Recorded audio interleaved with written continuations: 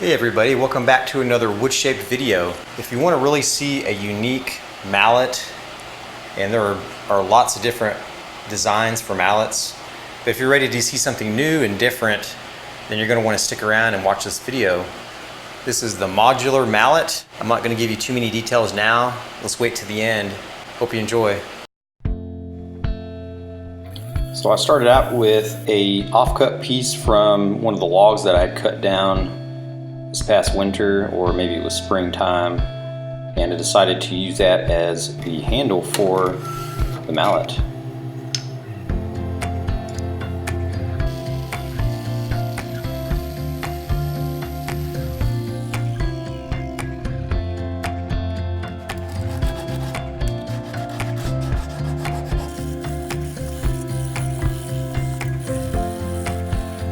I had also used offcuts for the mallet head itself, and I basically just took the walnut piece and then the two middle pieces, glued those together prior to adding weight to the mallet head.